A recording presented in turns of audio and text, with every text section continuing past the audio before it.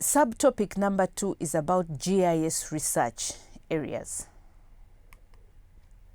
Now, geographical information science is the science behind the technology.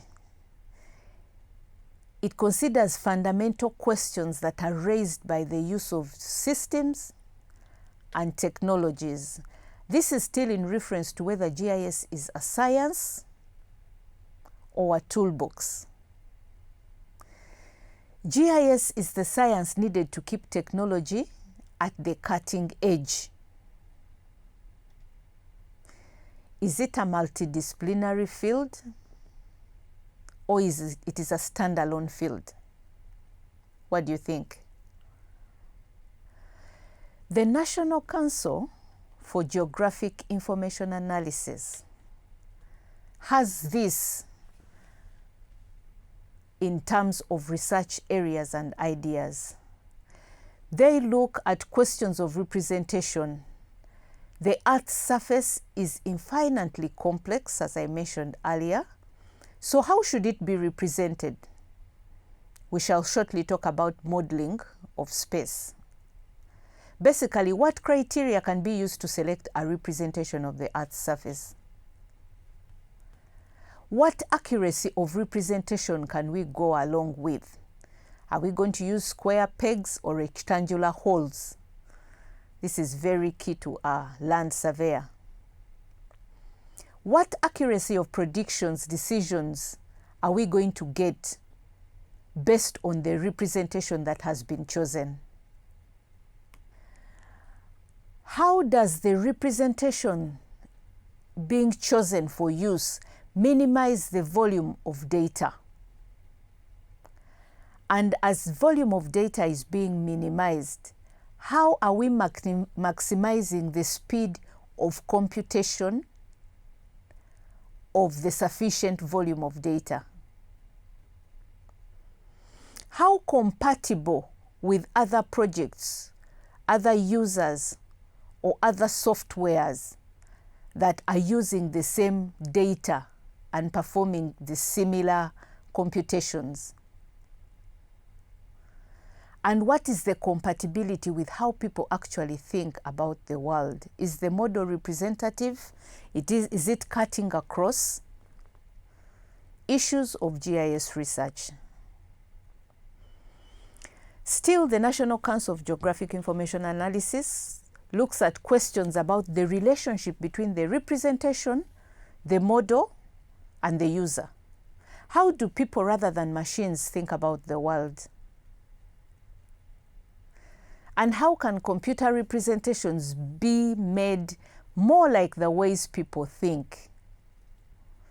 Then how do people reason with, learn about, communicate about the geographical world? What kind of research can emanate from these questions? How can the output from GIS be made more comprehensible, understandable, clear, or intelligent? How do you communicate findings to certain types of users? The example here is children. Do you present population to children in the same way you present population to a House of Parliament? How do you present GIS output under certain constrained situations, like in a fighter cockpit? There is an issue within an aircraft and there are a number of people inside there. How do you communicate? How does a pilot communicate to the control systems on the ground? Questions about data models and structure. How to store a given representation efficiently. Issues of space. How to retrieve information rapidly from or through appropriate indexing. In the same way books are indexed, even spatial data is indexed so that the output is faster than fast, conveniently fast. How do we achieve interoperability between GIS systems? How do we make sure that systems understand the same information in the same way? Then questions about display of data. How do methods of display affect the interpretation of geographical data?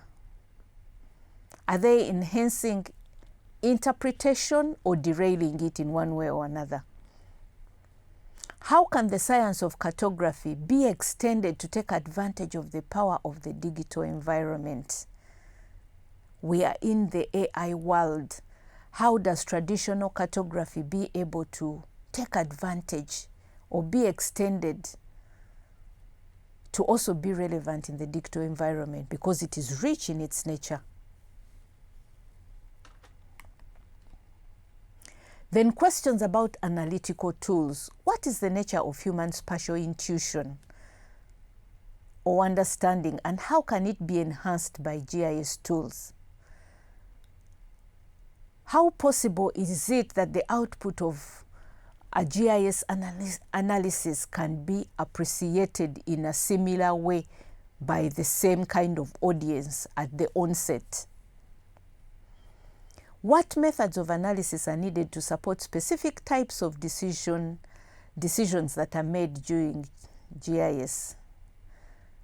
As I read through all these questions for you to keep thinking about what research areas can exist, I'm still asking, is GIS a science or a toolbox? There are very, very many other big questions that can be asked.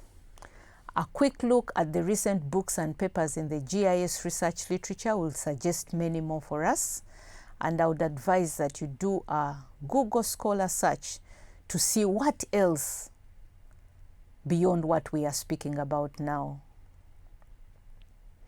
So the University Consortium for Geographical Information Science is a group of over 30 universities in the US that are dedicated to promotion of GIS science. When you go to that website, you should be able to cover much more than what I have shared, and probably open up your minds and aspirations to even further areas. In summary, research in GIS science can be on either syntax or semantics.